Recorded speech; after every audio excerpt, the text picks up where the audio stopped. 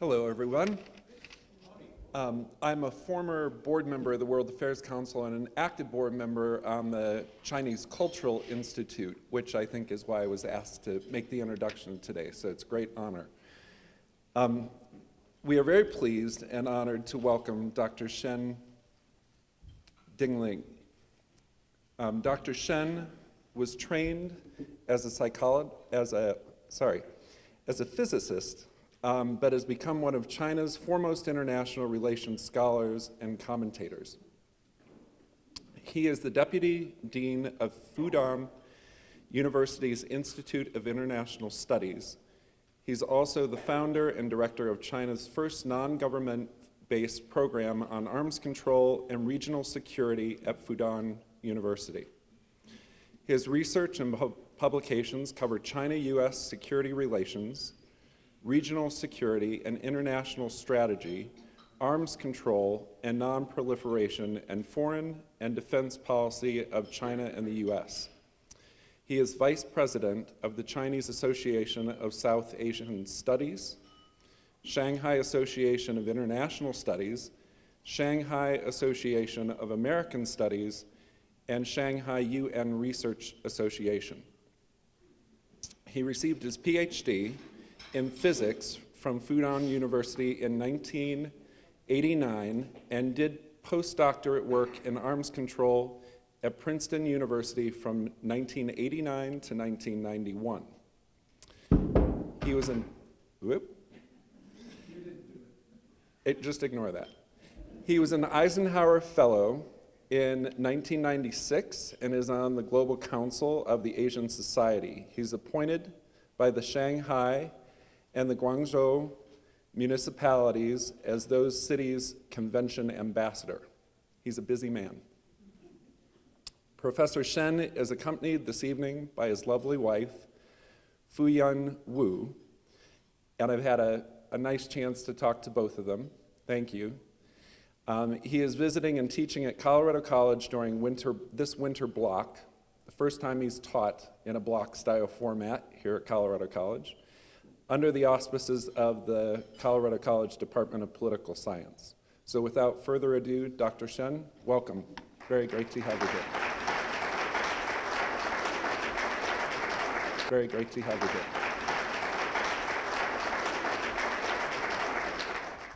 Well, I appreciate Mr. Tillman's kind introduction.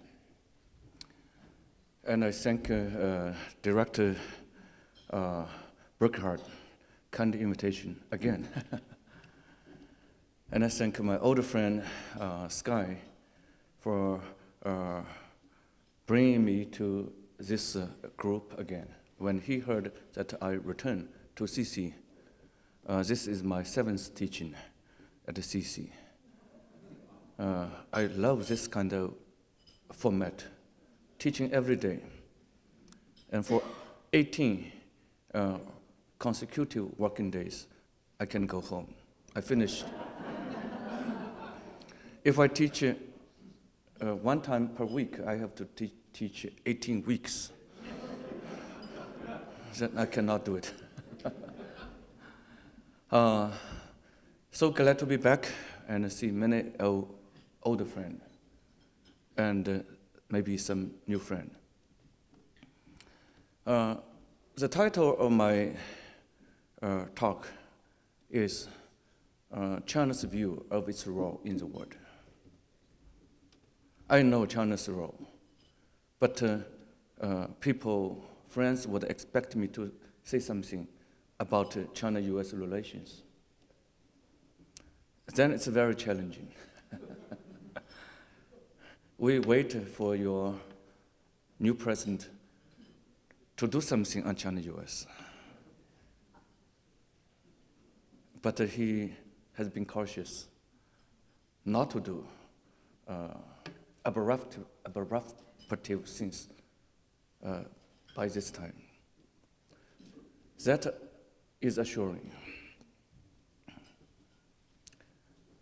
So we don't know what he would do. He did not say much about China during his campaign. He said, I'm going to quit the TPP, Trans-Pacific Partnership. So lots of Chinese supported him because we don't like a TPP.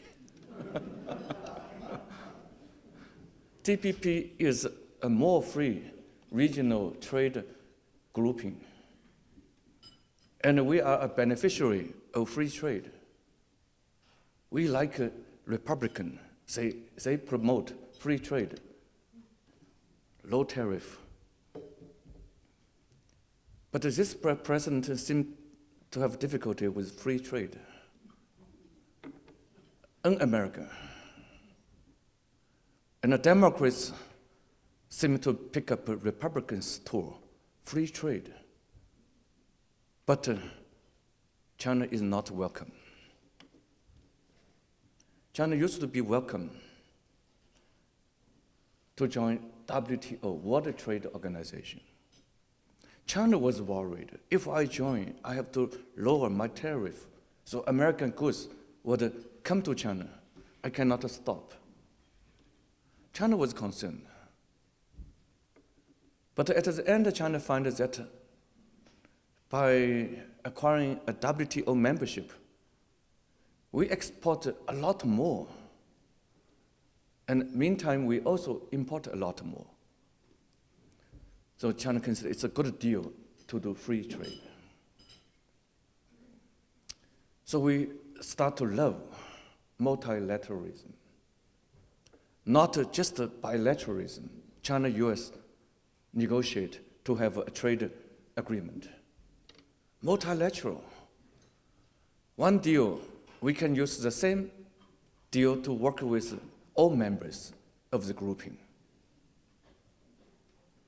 So if there is additional freer trade grouping like a TPP, great, we want to join.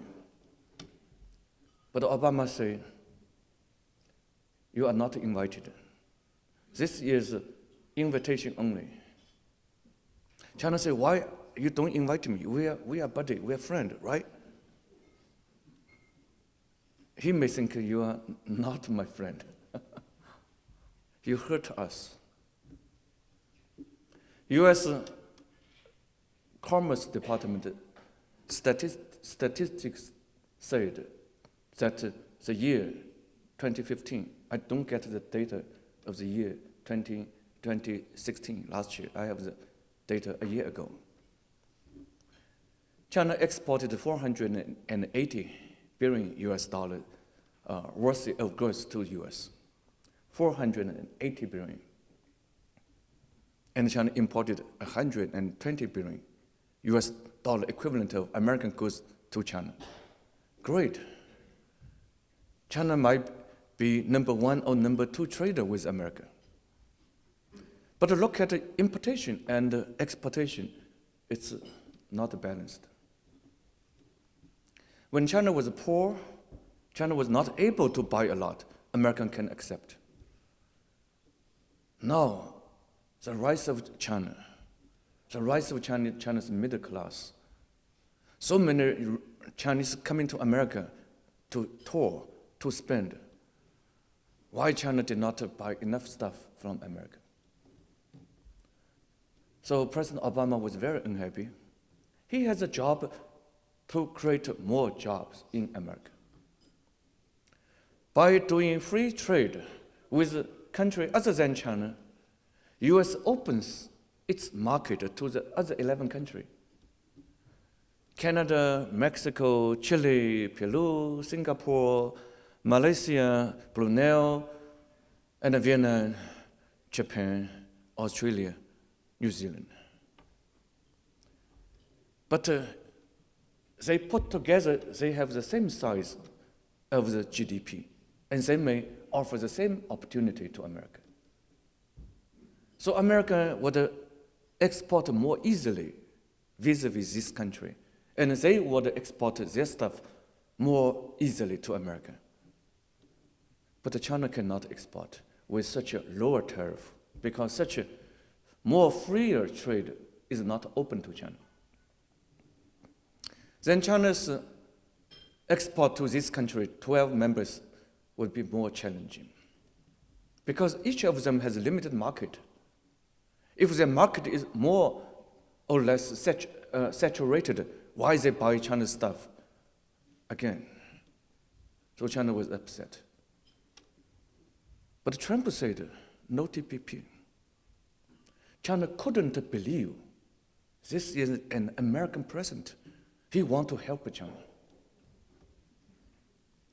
So on the day of the voting, so many Chinese, they watch the battle between him and Hillary Clinton. Chinese seem to be more enthusiastic than America because they think this is a good man for us. But they don't understand why he wants to destruct America. Because TPP is good to build up America, to make China less competent. So probably he would not be interested in promoting American value. That is human rights. To pay out Chen Guangcheng out of China. When China gives some hardship to Chen Guangcheng, a Chinese lawyer, self-educated lawyer, who is blinded.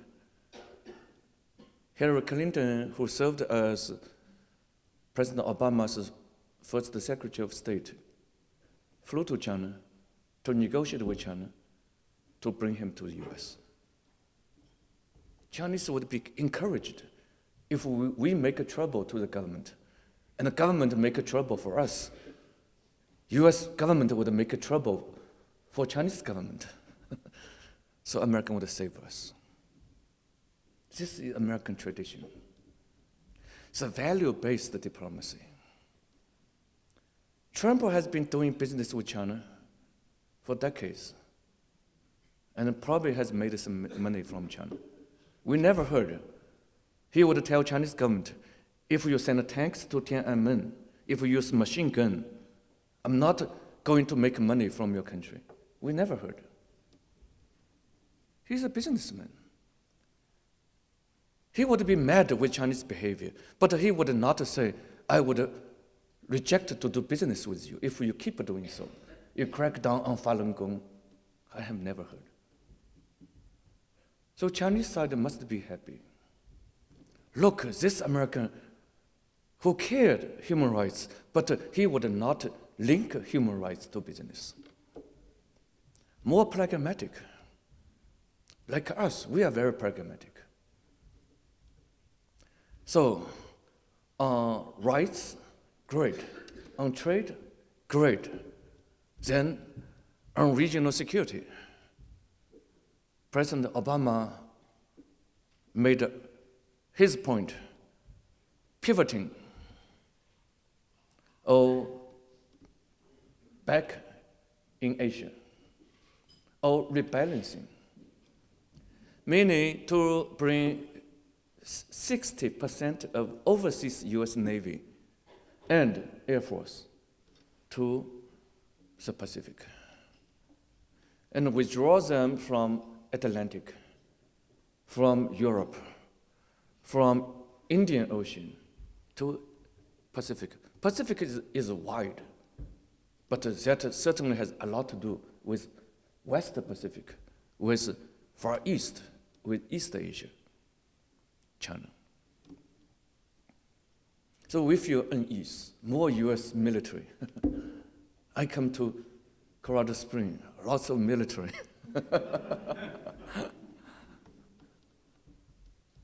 So when Putin sees US military in Romania, in Bulgaria, to bring missile defense next to Russia, Russia was upset.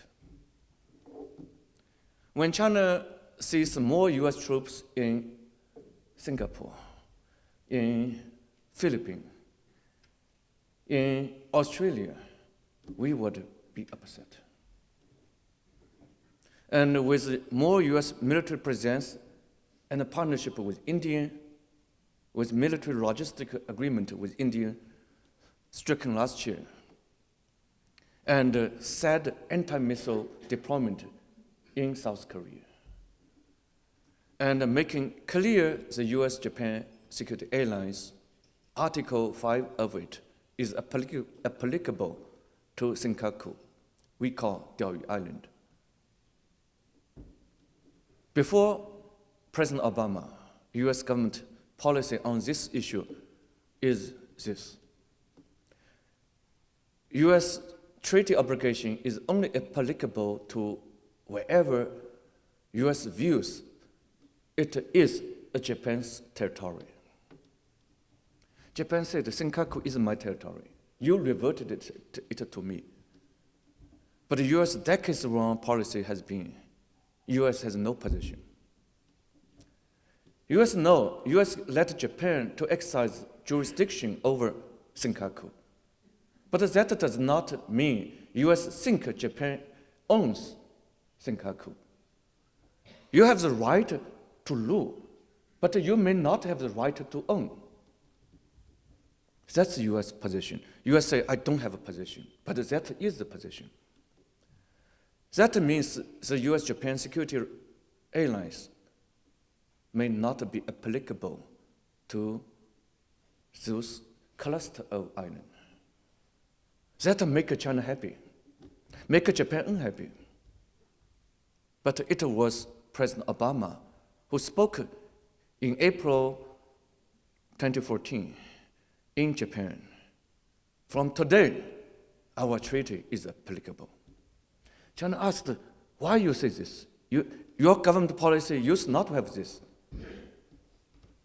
So we know, rebalancing, pivoting means more military checking and balancing, if not the containing of China. So you bring lots of ships, warplanes, to China's neighborhood. That would contain China's freedom of action. Because our military is small, yours is powerful. You bring more stuff to the place, so I have to be careful. Don't offend Japan, don't offend South Korea, don't offend Taiwan. But why we cannot offend? Taiwan is a part of China. Like the southern states were a part of US Union.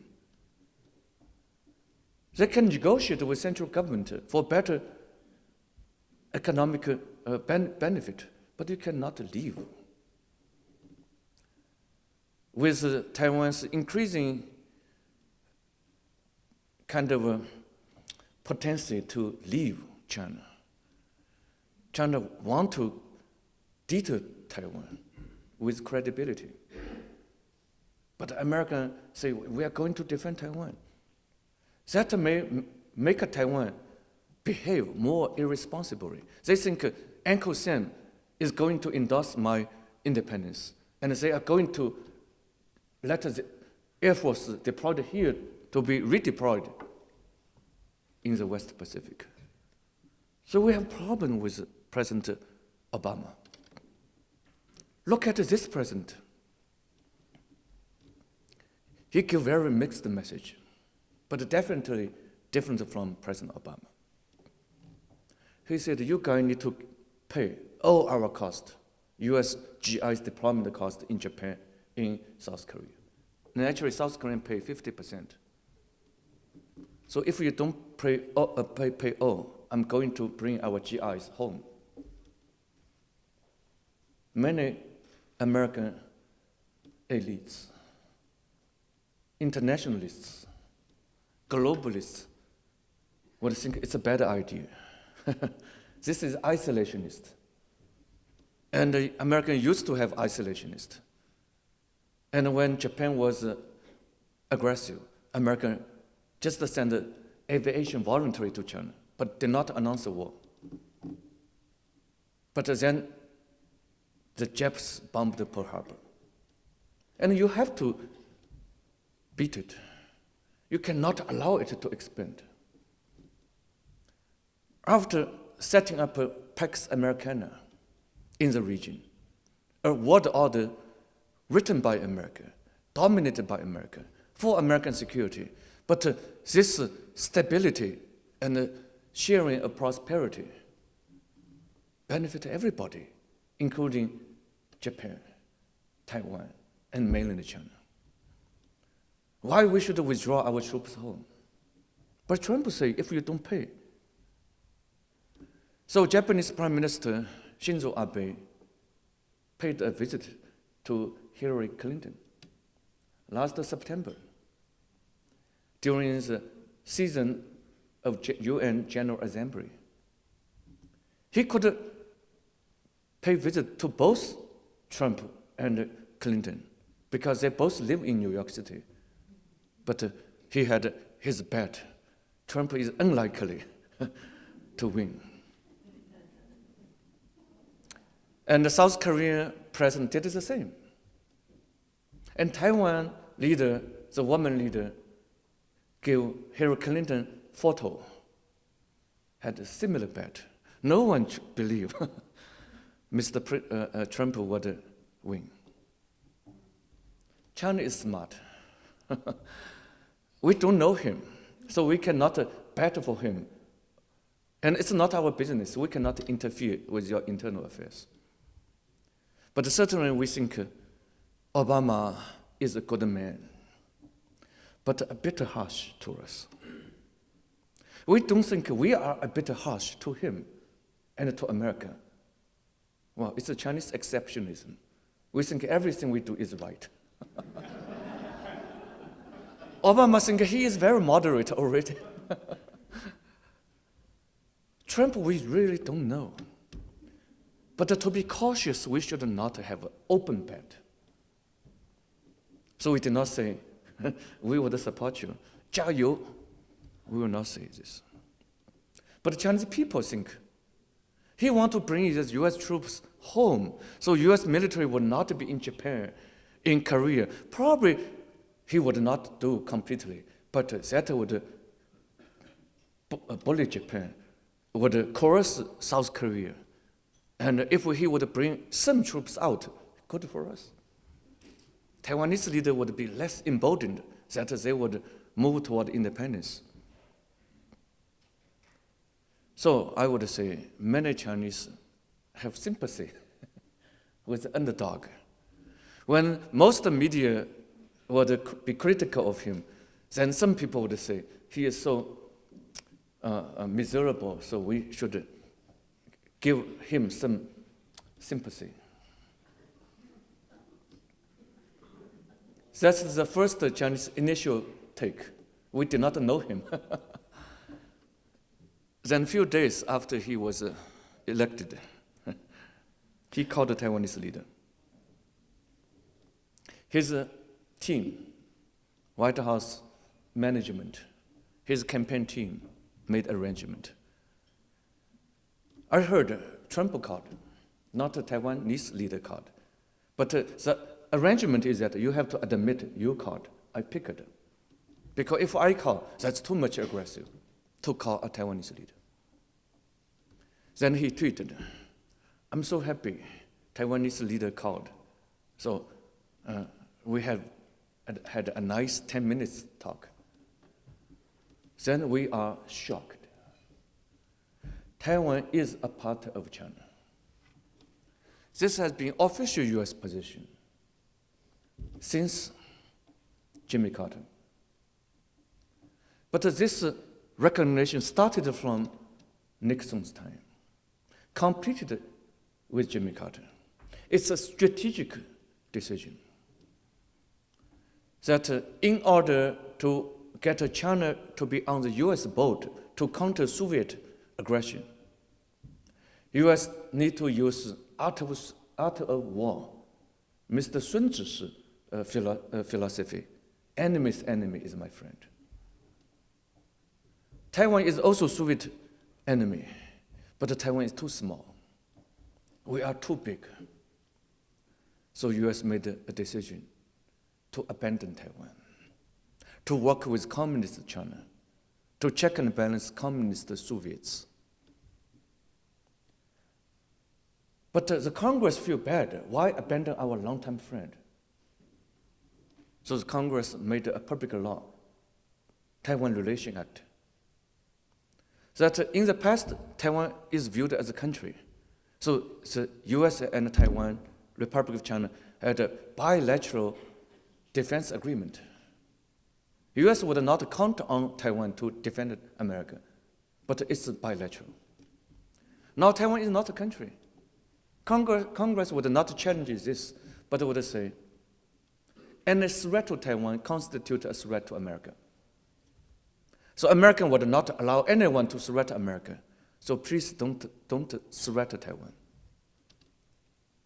This is a threat to the mainland. We think we have right to threat Taiwan because it's part of us. We're sibling, we're brother. That's not your business. And we want to have peaceful end, happy end. So from Deng Xiaoping to Jiang Zemin, we have repeatedly said, we no longer say, we must liberate Taiwan, no more. We say, we must unify with Taiwan. We will do our maximum, utmost, to do a peaceful fashion. But we cannot relinquish unpeaceful formula. That would only be triggered by one of the following three circumstances. One is Taiwan's announcement of independence. If we don't announce, we don't use armed force. Or de facto arrangement like an open announcement. Or Taiwan is occupied by foreign armed force. If none of the three would happen, we would not use violence. So you can enjoy your freedom. But the U.S. legal decision to defend Taiwan would embolden some people's calculation. America would do whatever it takes to defend Taiwan, regardless cost. Actually, American would care is the cost. The cost in the past were too small because mainland was weak. Now the cost is going big. A week ago, China shot DF-5C, a big, robust ICBM, 10 warhead. Each may be more powerful than Hiroshima bomb and Nagasaki bomb. Each rocket can destroy 10 cities instantly. And we may have tens of them. If this missile would be single warheaded, it's nothing, but it would be multiplied by a factor of 10. It's huge. It would alter the strategic balance. So China is not a small potato anymore. China thinks, I have been peaceful for such a long time at my cost because I'm deterred. So someone needs to be careful. We are mutually deterred, which is MAD, M-A-D, mutually assured destruction. So we don't want any future US president to say Taiwan is a country. But the president elected, tweeted to say President Tsai Ing-wen. Only a state government has a president. For a local government, a governor. You can call governor Tsai Ing-wen. You cannot call president. She would call president. But the US has already switched diplomatic relations from Taipei to Beijing. So it's politically incorrect to call her president. You can call madame, ma'am, not president. So Obama has to say, that's wrong. I reaffirm one China policy. Taiwan is not a country. Then his tweet changed Chinese initial take that he may bring uncertainty, unpredictability. But now we consider that the uncertainty is far worse than the certainty from Jimmy Carter to Barack Obama. That is, certainty is that one China in Beijing, Taiwan a part of China. But you can play the game of words marginally, not change the entire game. Then Trump also said some tough words. No TPP. That does not mean he would be lenient on China. He said, this guy sold so much stuff to us. In 10 years, they had a trade surplus amounting to 1.5 trillion US dollar. 15000亿美元. That took our jobs away. So I'm going to restore fair trade by negotiating with them. They are so smart. I love them because they are smart. But I'm also smart. I would hire a group of rich people. They are smart to make the company rich. But when they become the public servant, they will use their smartness to negotiate with China to restore a balanced trade. If China would refuse imposing punitive sanction, like a border tariff, 45%, that would make most of China export to US to stop. We may bear 5%, 10%, 45%, no more trade. Which means millions of Chinese would lose jobs.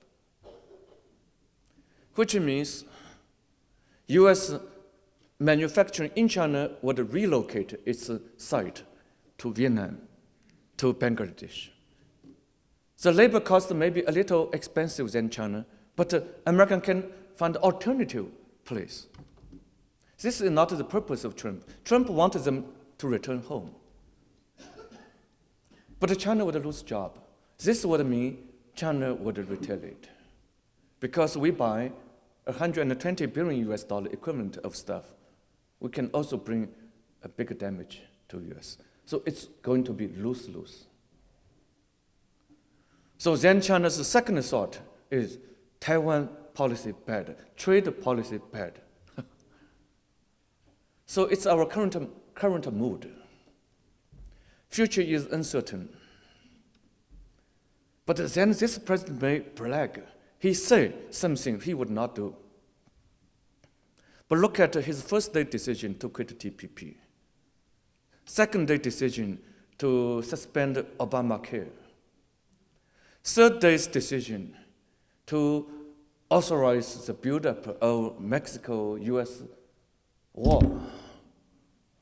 And the fourth day's decision, travel ban. We start to understand this man is serious. He meant what he say. Then we are terrified.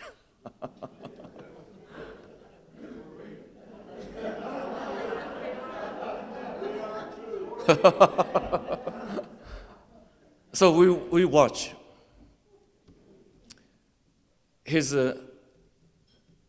press secretary, Mr. Spicer, said tough words on China. When he was interviewed, he said, countries like Japan, China, they manipulate the currency. He still considers that not only China, Japan also manipulate. So how to balance the trade punishment? And his Secretary of State, Rex Tillerson, spoke in the Senate's confirmation. We should not allow China to access the artificial island in South China Sea. How not to allow? He did not say, but people would speculate, blockade, US warship, warplane, to blockade. If Chinese worship would move there, to stop.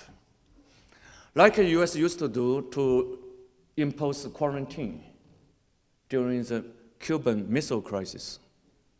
200 US warships encircled the water outside of Cuba. So any ships sailing into Cuba have to stop. US sailor would jump into your deck to check each room to make sure no missile, nuclear missile. Would the US do the same? American warship would operate not outside of Cuba, which is close to America, but so distant from America, so close to China. 200 US warships. Total US warship now is 275. And China may have 500 already. So do you mean to have a war with China? Did you say this with the authorization of the president? Or you said instantly to convince the senator, I am stern, I'm not a pro-Russian people. Many people suspect that he has some link with Putin. So he needs to show his sturdiness. Then we are deeply upset that the president did not say any nice things before China's Lunar New Year.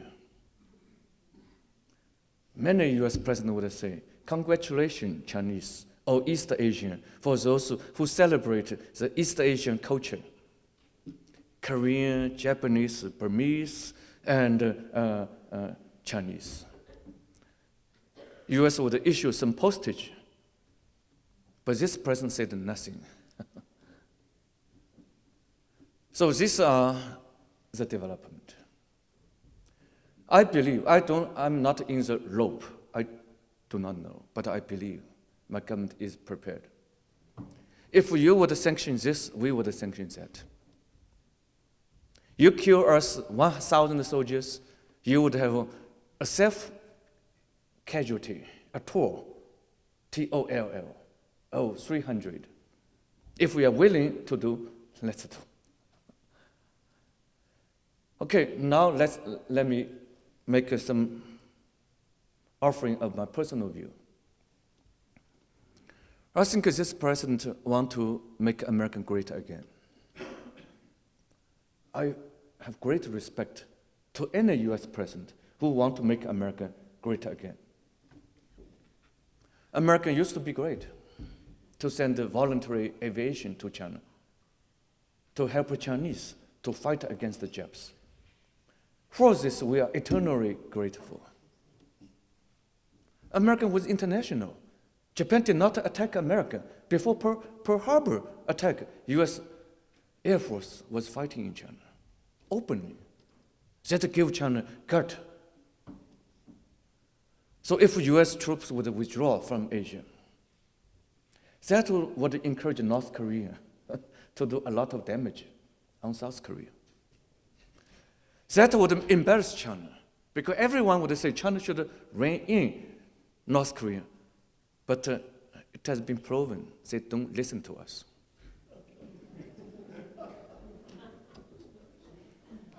Our credibility has been broken. So, better not to leave. American troops in Asia could stabilize the world. At this time, China is not ready to replace America, to provide public goods, regional security. China is willing to send its armed force to save South Korea. China is not ready. So, better to keep some America, but also to talk to the regional country, to tell them, I have some concern over your military development. So we need the US military to be in my region, but to be nice, to talk to us. That would facilitate China to reciprocate our nicety. So we would understand that we have some arrogance, assertiveness. We have to be back off to respect America. Uncle Sam, we still need. We need Obama's approach, but with some moderation, not with Trump's withdrawal. This kind of U.S. return to home probably would hurt U.S. in the long term and would hurt many actors in the region. On the short term, China may benefit because Taiwan would be threatened. But if everyone would build up then a regional arms race, Japan would build a nuclear weapon. Mr. Trump said, so what? Just let Japan to build a nuclear weapon. I hope he would not repeat this as a president. Japan's nuclear weapon would not be a help to America. That would give more actors, probably South Korea, to build a nuclear weapon. They have a concern over both North Korea and Japan. And I hope Trump's presentation to have fair trade would be implemented. Fair trade is not bad. He is not promoting unfair trade. But who defines fairness?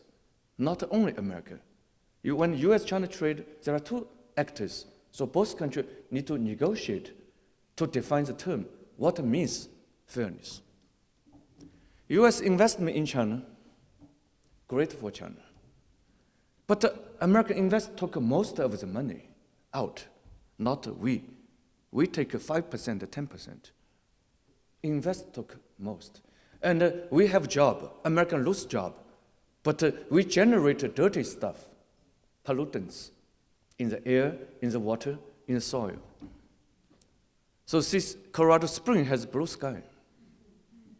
If all the manufacturing will be in the US, no matter how you produce them cleanly, you would have more pollutants. The problem is that how American can turn this amount of money generated in China to be more fairly used by all Americans.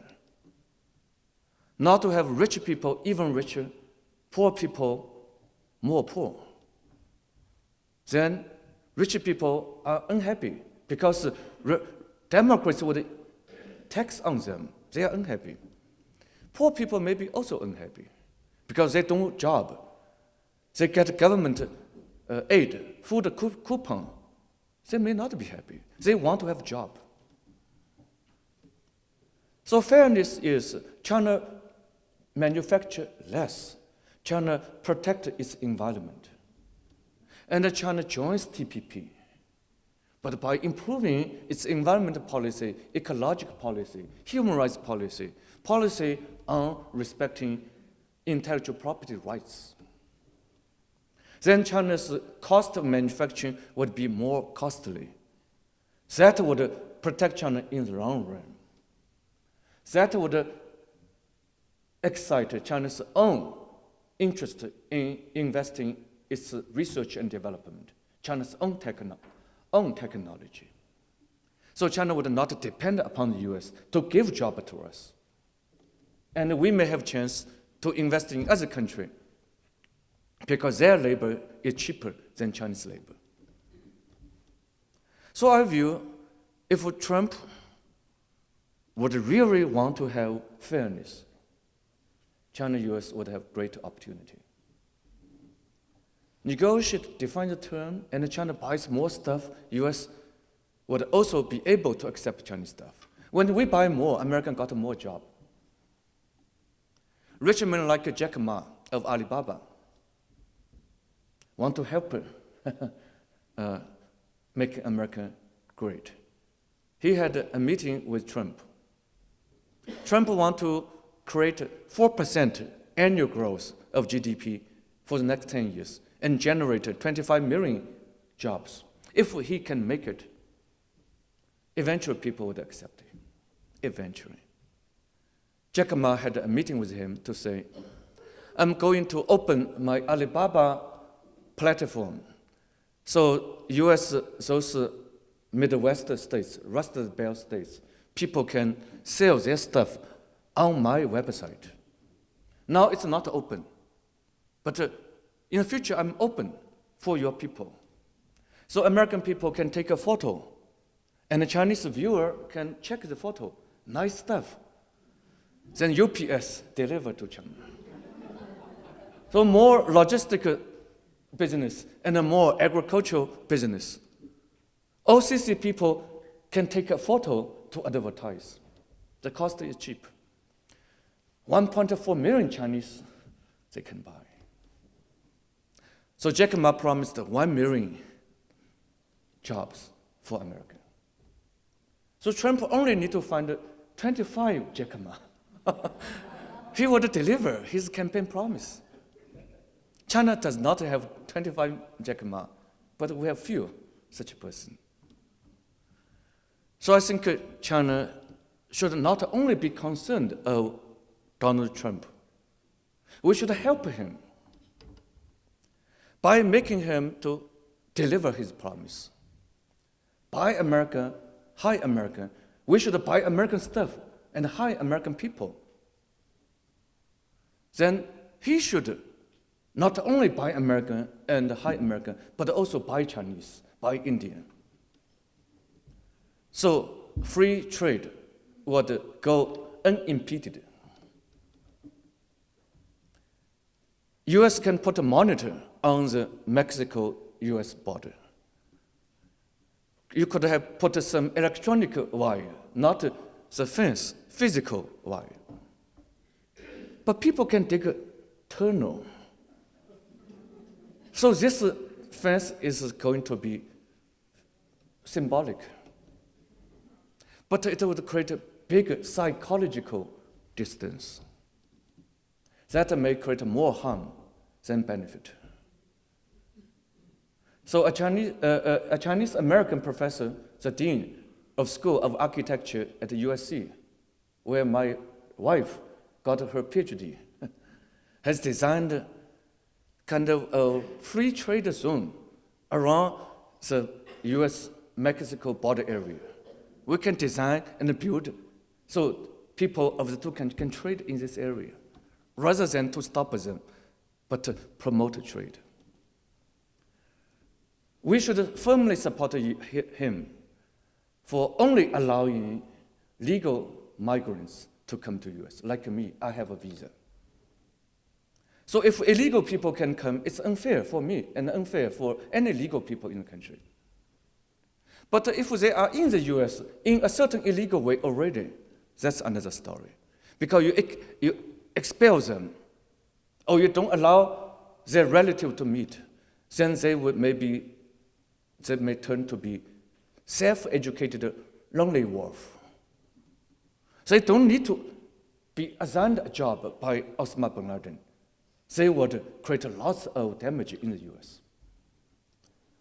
Now, secure the border for illegal immigrants.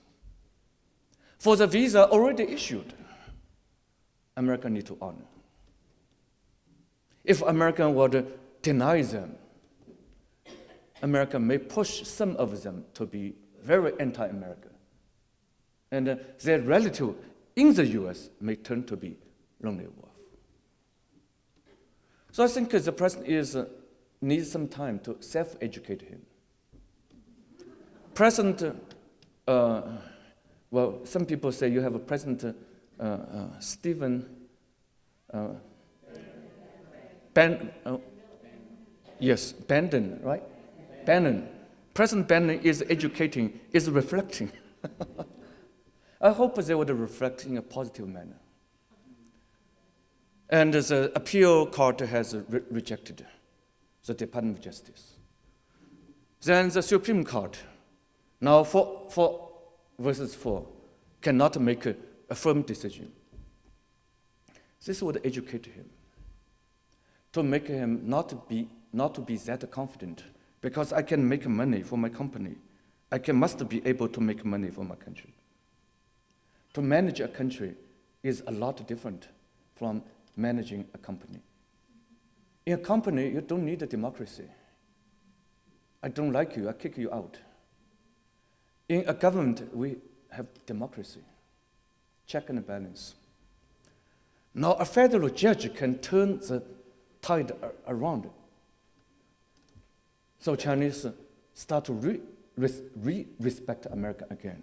America is a democratic country. And we don't have this. One federal judge can deny a president's decision. And nationwide, these days, lots of Muslims are coming from this same country. If they don't come, in a small window, they lose. So I hope he would reflect, to be genuinely smart, to make America respectfully great. Not just making America great, every other country not great. America used to be Uncle Sam, which means you give nice public goods for others. Now it's China's turn to help America to continue to do good things, and China needs to give its own nice things for others. By investing in America, by buying America, by lowering our trade tariff. Our average tariff is 9%. US is about 2%. Really unfair. US has hugely benefited China. Now I think if I were a leader or I was a leader's advisor, I would advise my government to lower the tariff. That would make a middle class in China to be more able to consume US products. But we are already investing with a balance with America. America investing in China, and we are investing in America. So after a few years, we may investing more. So American will be present. Lots of Chinese are buying education. CC has some 70 Chinese students. Each may pay $70 a year, only for tuition, and they pay. Probably CC did not give them much scholarship. It's their parents to pay.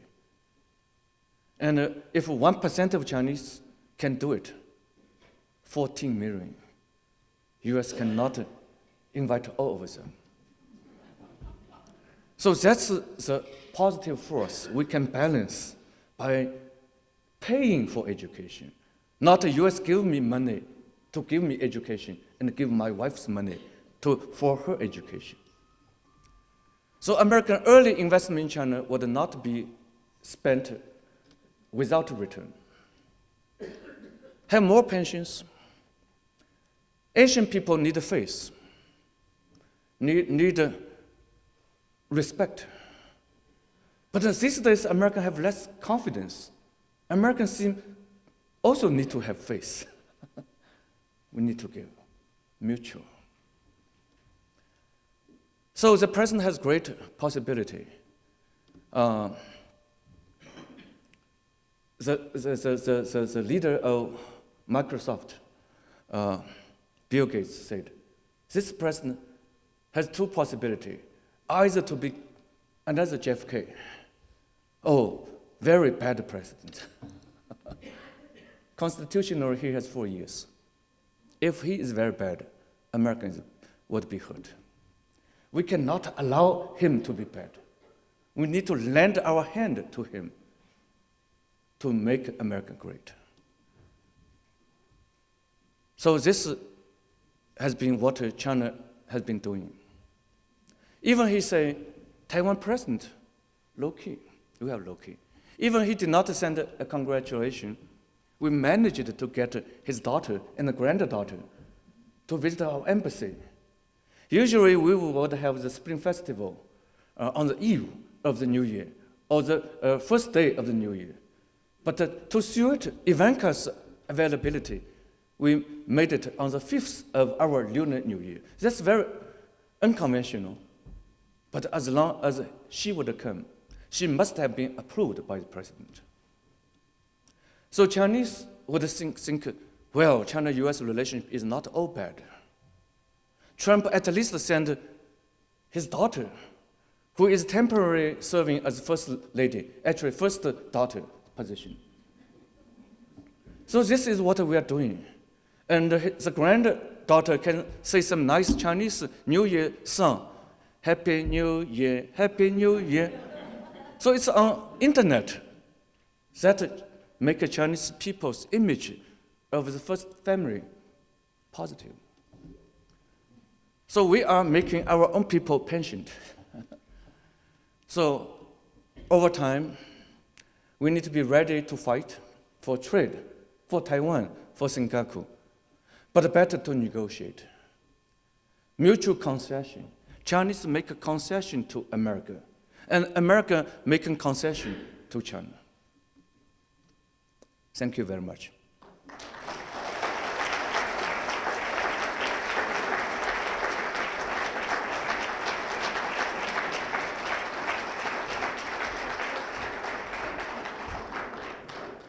Thank you all. I'm going to take the place of Sky Forrester here tonight since he's abroad.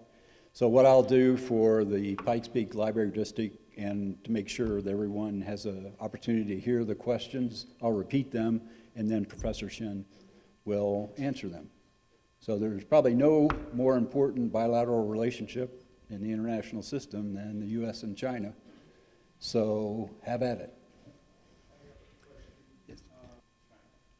The question has to do with the relationship between South Korea and China, and Terry's particular reference was to the 70th anniversary at the end of World War II when Park Geun-hye, the president of South Korea, attended, and there's been no official visit of Kim Jong-un, the leader of North Korea, to China to this point. So what's the status of South Korea-China relations?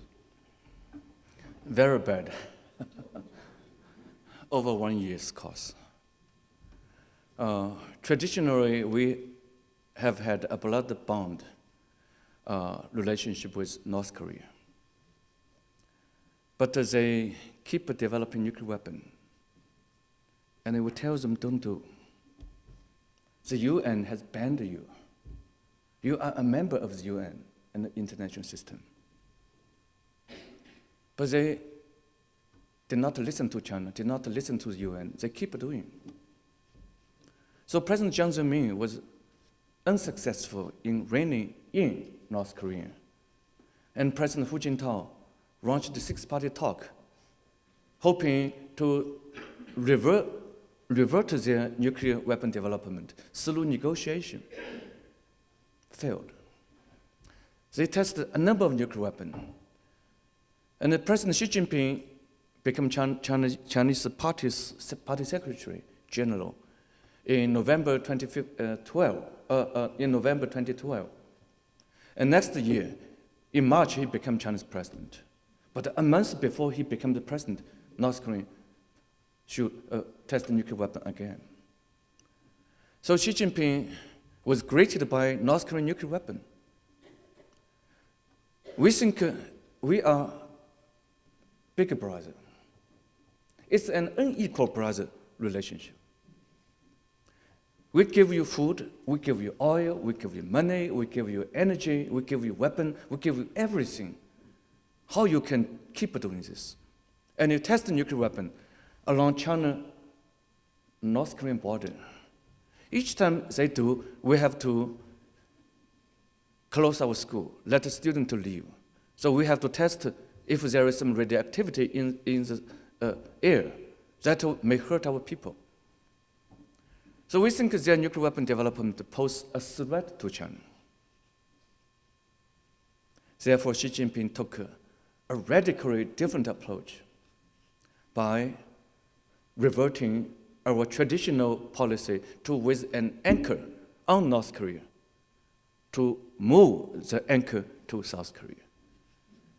He paid a state visit to South Korea with his beautiful wife. That annoyed the North Koreans. We want to send a message. We are independent. We no longer have the blood bond relationship. You can do whatever you want to do. You don't listen to us. South Korea was very happy because they used to have a military dictatorship. Now they only allow one term for presidency, 5 years, not a two-term. Xi Jinping would be guaranteed to have 2 terms. So each president wants to do great things to unify the peninsula under his or her 5 years. So this woman president, Park Geun-hye, she is the daughter of the former president, Park Geun-hye. She has great ambition. She wants to be historically remembered, either unifying North Korea or paved the base ground, the foundation for unification. So Chinese president paid a specific visit, which much lifted her importance. But Xi Jinping's purpose is to isolate North Korea, to make you reflect. Then you will possibly come to China to say, Uncle China, I'm wrong. I want to change. I would not test the nuclear weapon again. Please continue to feed me. But Xi Jinping failed. They did not listen to us. So when we had the military parade, which you participate, we invited their leader. He refused to come. He wants to show he is independent. He is not a junior brother. He sent the 3rd-ranked or 4th-ranked person, General Choi, because that's low. So we have the main podium and then extended podium. So this North Korean envoy was put under the sun. Xi Jinping, Putin, and President Park, and then Pan Ki-moon, then Hu Jintao, Jiang Zemin. American president sent your ambassador. I like him, a former senator from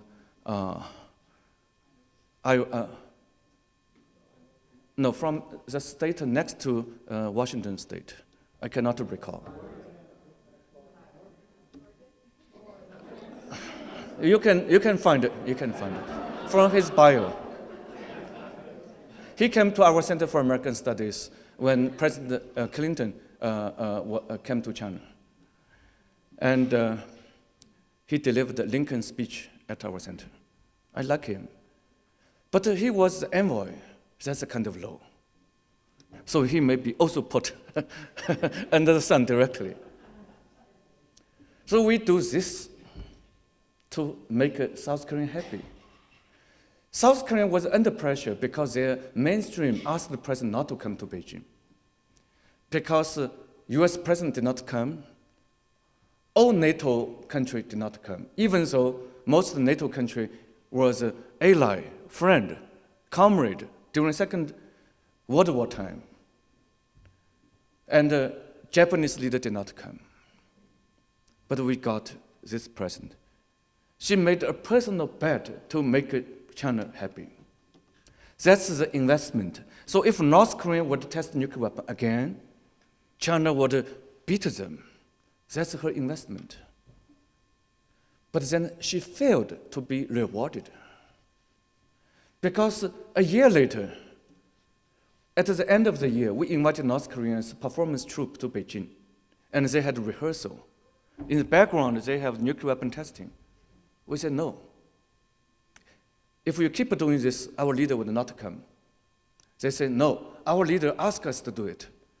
Then we say our leader will not come. They say no. You agreed your leader would come. If your leader would not come, we go home. And they went home. So China was embarrassed. Their performance team come to China without giving performance, go home to show they are equal brother, not a junior brother. So China-North Korean relationship ever broken. And in 2016, last year, they tested nuclear weapon again. That made China and North Korea to have no common ground.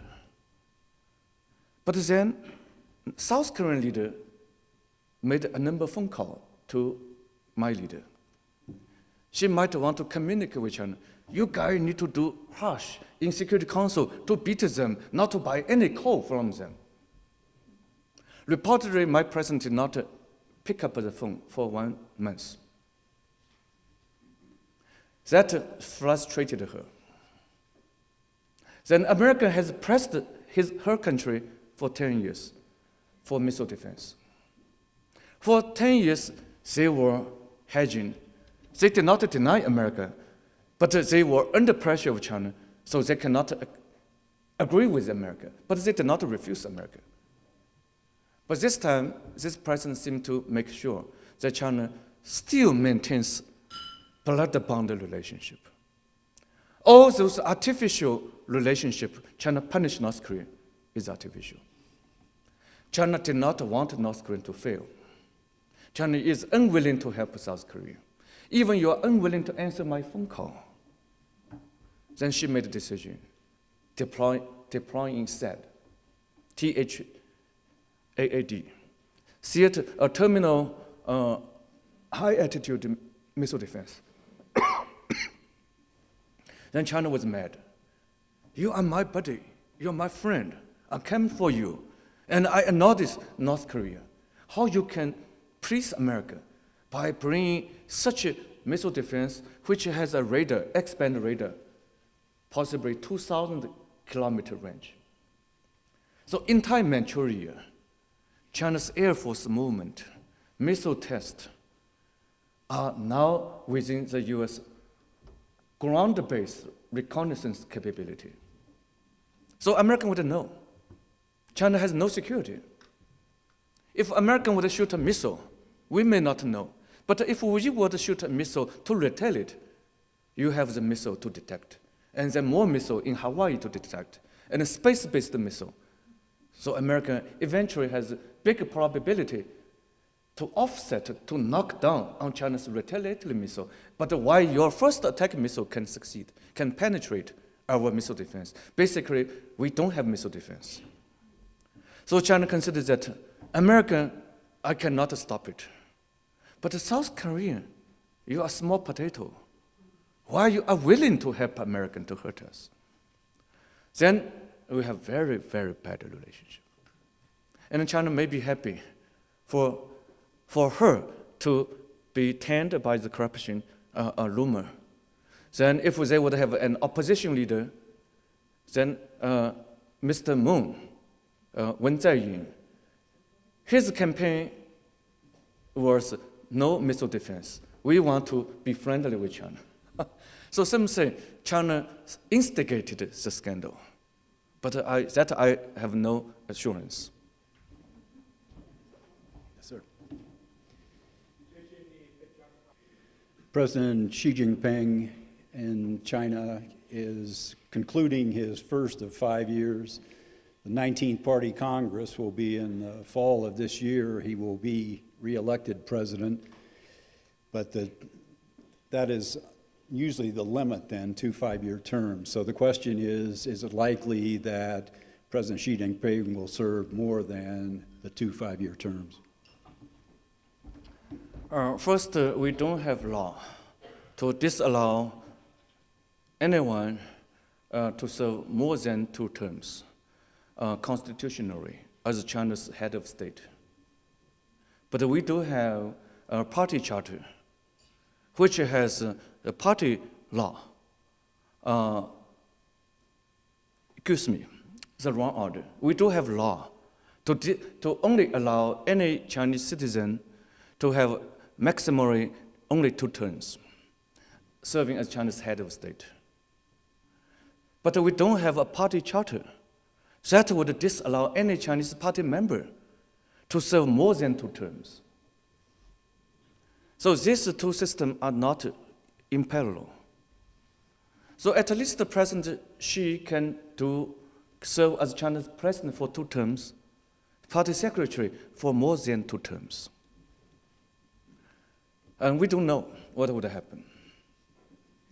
But personally, I would think he would be unhappy with our past custom.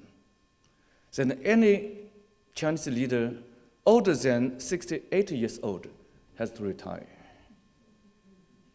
With the election year, your election year, our turnover year, if you are still 67 years old, you can have another 5 years. But if you are unlucky, you are already 68, you have to step down.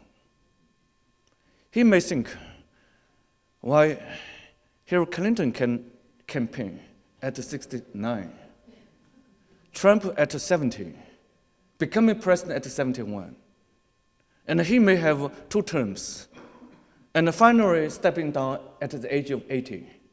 So why I have to step down at the age of 68? It's unfair. Personally, I do think it's unfair. You don't have great leader oftentimes.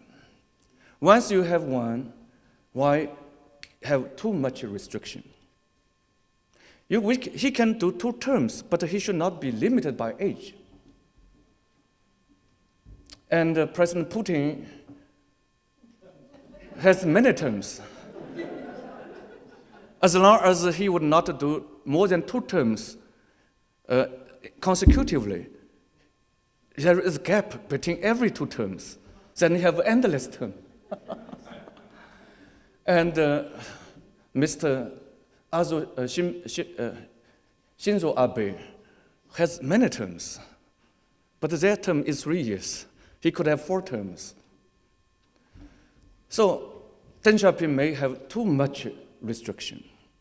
At a time when China just finished the Cultural Revolution, we are fed up with the lifelong system.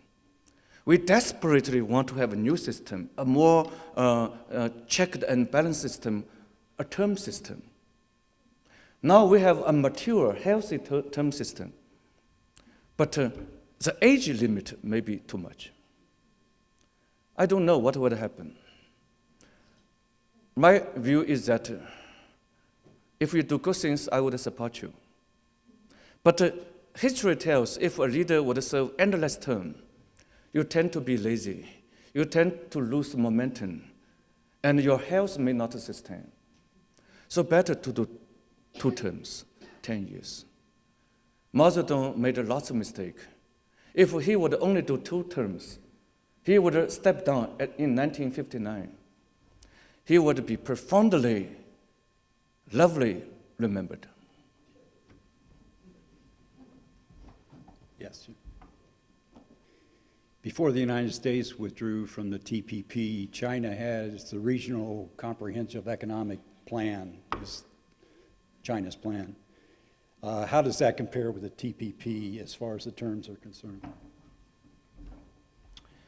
TPP is across the Pacific, but selective country. No China, no Russia, no South Korea. And China is, at the moment, excluded. But then there are another free trade grouping, RCEP, as the 2 gentlemen mentioned, which was not China's plan. TPP was not China's plan. TPP was Singapore, New Zealand plan. But America picked up it. And America abandoned FTAAP, which was initial American plan, Asia-Pacific Free Trade Agreement. Then China picked up what America abandoned, because that would create 80 countries across entire Asia-Pacific. It is holistic. It is comprehensive.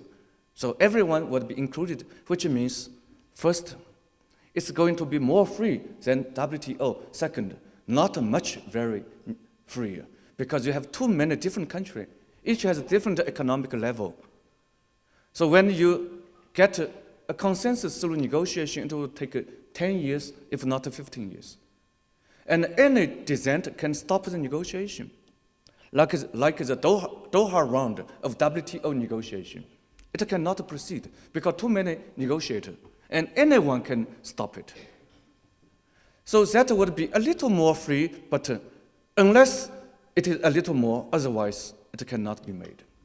So China is happy with this. More free, I'm competent, but not much more free. Then ASEAN country, the 10 Southeast Asian country created RCEP. It's their invention. And they want to make ASEAN, intra-ASEAN free trade, more free, but better to engage some others. and they invite 6 others. Northeast Asia, China, Japan, South Korea, and also Australia, New Zealand, India. Interestingly, no America. But the American can benefit anyway from TPP. But this is another grouping with many countries overlapping, but China only in RCEP. If there is no TPP, RCEP is less meaningful to China. But with TPP, RCEP is a lot more relevant because it is also deeply free trade. But China is in the system. And this system has Japan, has Australia, and has a regional partner. That they would open markets for China, and China would open our market for them. That would make China's trade relationship with these 15 countries more intertwined, somehow offsetting the effectiveness of the TPP. So because US is in TPP, US does not care to join. Now TPP, US has left. Then China must push for RCEP. But in my view, it's dangerous. Because this more free trade zone would make the US marginalized, would make American competence cannot be fully played. This would only benefit China, would not benefit America. Even though it may not be designed to hurt America, but now with America's quitting of TPP, it would create an impact to hurt America. If China truly wants to have a more cordial relationship with America, I think China needs to be careful. By persuading the other 15 countries to invite America, to let Americans refuse, then it's not our fault, since America does not want to join. If we are interested in keeping America outside and we can trade more with lower tariff, that would create more trouble. I don't know what my government is thinking about. I have a long-term strategic plan that would benefit China without hurting others. I hope my government would listen to me by persuading others, and others may not be willing to invite America. And FTAAP, which is a more holistic umbrella thing, which would take a longer time. America is there. All TPP members and all RCEP members are there, and including even more countries. It's almost hopeless. You have 80 countries to negotiate. When the deal will be done? China joined the WTO. China negotiated for 10 years to join. Now you have 80 countries to negotiate. Even more difficult. When America lacks interest to have such a kind of free trade, it's an opportunity of China. I hope China would use it smartly, not selfishly, because we should remember that our future lies with the entire world, not just RCEP, not just America, but both America and RCEP. We should not repeat either Obama or Trump's approach to leave China aside. We should not repeat. Now, some countries are turning to China for China to lead globalization. If America would close down, then other countries would be hurt. America would buy America and hire America only, if only, then others would have less business to do. And they can export less. Then they can earn less money. And their job would decline. They would be less able to buy. There would be a global, even more serious global downturn. Then China is the second biggest economy in the world. China's GDP per PPP, purchasing power parity, is bigger than America. Per official exchange rate is 60% of US. If China is still open for globalization, China can offer a huge market for other countries. Xi Jinping is saying in Davos, we regret some country does not want to lead. If other countries want us to lead, we will be happy to lead.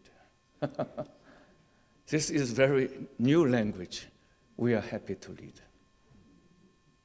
The US must feel very difficult. You abandon the leadership. This leadership is a hard one. And it may be difficult to regain. So I hope we can persuade President Trump not to abandon. Thank you very much.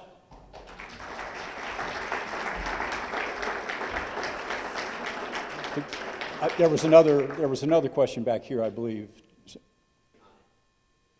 This is a two-part question. The first is with the 19th Party Congress coming up at the end of 2017, do you see significant domestic and international changes in policy coming out of that Congress? And the second question is personal people-to-people relations, and what is your view on the significance of those relationships? For the first question, my personal take is that the president would have a strong team to support him. And like your president has a strong White House team to support him. But we are not going to have a Congress that would impede the president's approach.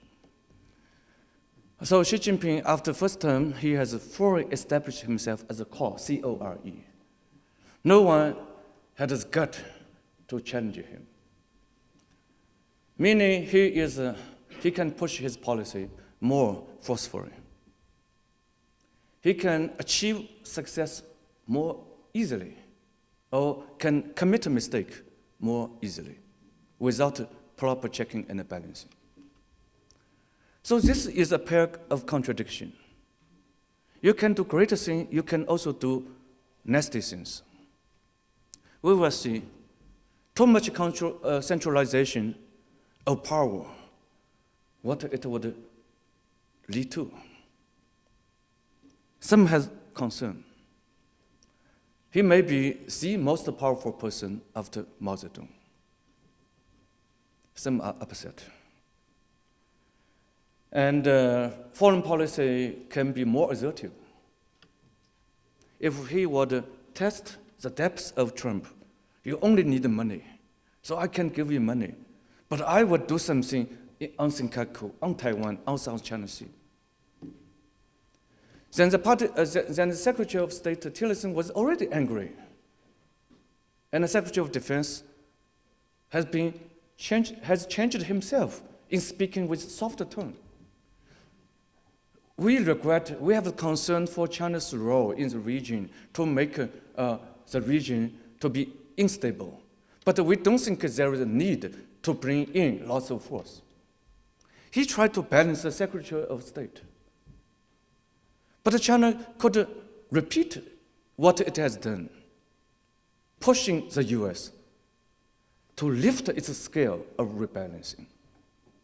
So eventually the president would do the thing he hates to do by building up more US warships, by arms racing with China, and China would feel more US military in the region. This may be not what he wants to do. But China considers you are a weak president. Then we can do what we want. And we force him to do un-Trump.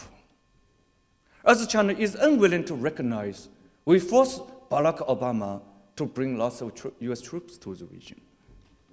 Despite his first year award of Nobel Peace Prize. US considers it's China's fault, but we think it's your fault. I'm in between. I think we can behave more moderately. We have waited for 30 years. Why we have to do this all of a sudden? Why we cannot do it 10 years later? Or since we can do it for 40 years, why we have to do it anyway? So I have my self-reflection.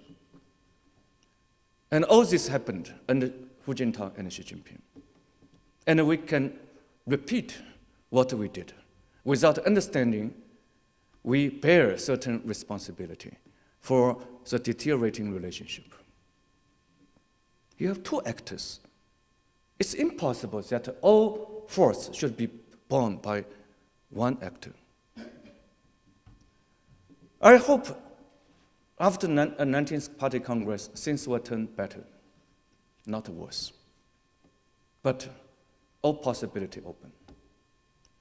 To the second question, President Hu Jintao created a very good program with President Obama, which is called people-to-people, high-level consultation. 中美人文高层磋商机制. So Secretary of State Hillary Clinton and Madame Liu Yandong, she first served as a state counselor, now vice premier. So at that high level, Clinton was succeeded by Kerry. So we promoted hundreds of people-to-people exchange programs. Museum, performance, table tennis, all kinds. And I'm so honored to meet with Mr. and Mrs. Cielo Slan. You know all Chinese great sports leader. It's their historical feature that table tennis ruled our global politics. We should continue. That's why my wife and I play table tennis every day. We are people. We don't want to have war. We want to enjoy job, income, peace. I respect the U.S. Armed Force. But if they come to stop us when Taiwan announced independence, America would stop us, I would have difficulty. So my job is always teaching Chinese, even if American were to, we should understand there is a reason. But I would always teach my CC student, please don't do it. Because I'm your teacher. Nobody would benefit from such an unnecessary disaster. Through people-to-people exchange, I can tell Chinese people, Colorado Springs people are decent. They are respectful. And they respect us. We should bestow our warmest heart to them. But if I always stay home, I read the government newspaper, I'm brainwashed. I think American people all supported Donald Trump. That may be some people to support him. I say we should lend our hand to make him to have good policy. Because I come here. And more of you would come to China. And you know, few Chinese are aggressive. Most of the Chinese are okay, humble. They would treat you with the best in their home. 10 course. When I first came to Princeton to do my postdoc, my boss treated me with 1 course. Bloody steak. He said, is it good? I cannot eat bloody stuff. But I pretend to be nice. I say, nice. Then he cut 1 more piece. Then my question, why only 1 course? If we have 10, I can have choice, alternative, but not alternative right. We give 10 course, right? You go to China. Now we need to make a reform, probably 4 course. Xi Jinping want to make a 4 course. But America need to treat us with 2 course. So with people exchange, we know each other's culture. I predicted, so I asked my wife what we're going to eat.